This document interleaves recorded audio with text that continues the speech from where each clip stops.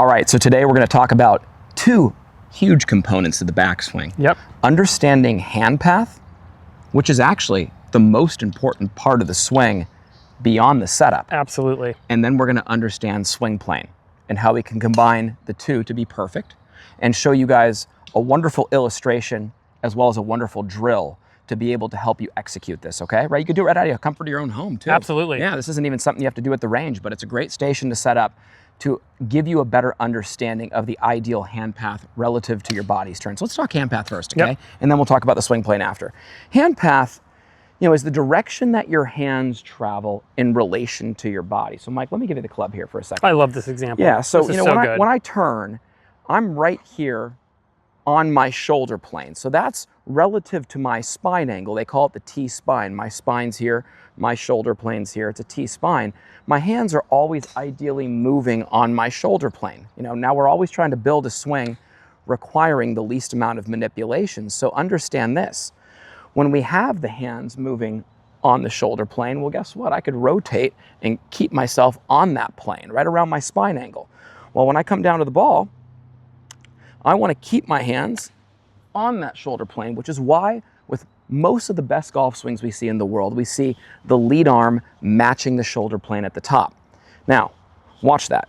I turn, there's my lead arm matching my shoulder plane. That allows me to turn and be right into the slot and be able to rotate right around my lead leg post and my spine angle to square up the club face through impact. Now, many people who have their swing off plane is really a function of having their hands off the correct path. Absolutely. And that's where I'll grab the club and illustrate this for you. The proper swing plane, which we'll show you in a second, is the hands and club setting and pointing right down at the ball or just inside of it. That just means the golf club is in front of us and on plane relative to my body to be able to rotate and hit it down the line. Now, watch this. I could have my club perfectly on plane, but how about when my hands are off the right path? That's now steep. Or how about way back here? That's now stuck from the inside. And some would look at that and go, wait, hold on. The club's off plane. No. Your hands are on the wrong path. So what we're looking for here is to help people understand that the proper hand path is going to promote the proper swing plane, and here's how we can do both. Now, here we go. I take the club and this alignment rod. I can put an extension of one another off to the left side of my body and take my grip.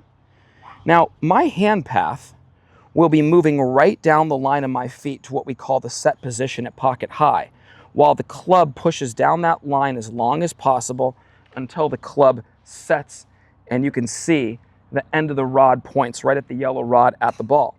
My hands are down that line, just means they're in front of my body. The golf club is set on plane, and from here, just my body's turn can move with the end of the rod continuing to go down that yellow line forever and then right back to it through impact. That's a great way of creating the ideal hand path and swing plane. Absolutely. Once again, I'm going to have you hold on to this, Mike. Here's the thing about the hand path. Our two checkpoints for the hand path. At the set position, pocket high, and I'll help Mike help the viewer see this. There's my hands down the line of my feet. Okay, you can see that right there. Now from here, what do I do, bud? I just turn. And I always say, the hands go down the hallway, and then after they go down the hallway, they move up the escalator. Up the escalator, once again, is just in the direction of my body's turn. Yep. Contrary to popular belief, the hands are not lifting to the top. No. They're not moving ever isolated of the body's turn. It's that lead shoulder continuously moving the hands up the right plane. That's what makes it so consistent and what really puts us on the path to the least amount of manipulation. Absolutely. There's so much talk out there about shallowing the golf club in transition. And Mike and I are doing that with everybody daily through having the proper setup that initiates the proper turn and then getting their hands to follow that turn. Once the hands are in this position, I can then bring them right back down on plane. But think about this. If my hands go off the proper path, I'm presetting a steep position. And now I'd be forced to make manipulations with my body in order to get the hands back on plane. That's having to do something wrong to create the right result. Okay, so what we like to do, and I'm going to illustrate this again. Look how I do this. Alignment rod, holding the grip. People have used this drill to create some forward shaft lean and not whip themselves in the side. Yep. There's multiple ways to use this, but I love this one because this is actually how I learned how to get the golf club on plane and how to make sure my hands were down the right path. Once again, here's the hand path because that's where my hands are hanging. They're not going to go out. They're not going to go in. They're going to go in a position that if I just rotate right back to the ball, boom, I'm hitting it right down the line effortlessly. So here we go. Pushing the hands away down that line to pocket high. Look at the club goes down that line until the end of the club points at that line. From here, I keep turning, and then I can come right back down that line. And there's a wonderful way to show you the hand path and the swing plane and how you can execute it. So again, this line's down my feet, the black line. That line's down the ball line, parallel to that, like 2 train tracks. And really what's great about this drill is you're able to blend the two of having a perfect hand path and swing plane together. But remember, if the hands are not on the right path, it doesn't even matter if your golf club is on plane. Right. Because you could be setting the club correctly in your hands, but if the hands are in the wrong spot, that golf club is still off plane. And that's where the path of the swing would be negatively affected. Is there anything you want to add to that? No, I think that's great. You know, we have had a lot of people have success with just the yellow line, but when you have both of them and you get the hand path in there, I mean, people can manipulate their hands and move them away from their body and still have the club on plane. Yeah. But when you have both lines down there, we're now really checking all the boxes. And Mike, take away the yellow line. This Yep. is something that Mike and I do quite often. We actually don't even have our players put the alignment rod in front of their feet.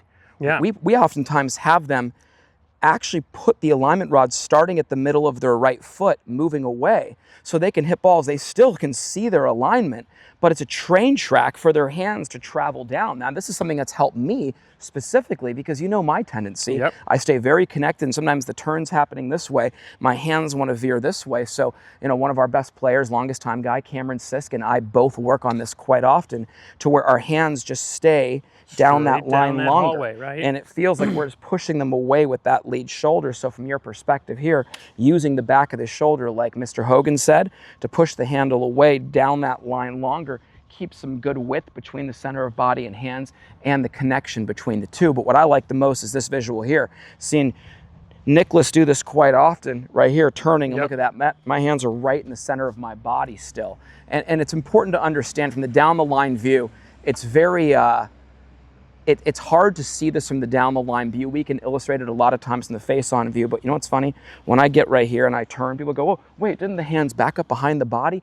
No, my sternum is staying looking right up at my hands. That's why, from this perspective, my hands are still in front of the center of my body when I turn, past my center very little to the top. I'm never trying to do that. I'm always trying to keep my hands right in front of my body's center. Now, if I do that and maintain width and connection, you'll see it down the hallway, and then, of course, to the top, it's going to go right up the escalator. That puts us on the perfect path and plane coming down to really hit that golf ball down the line.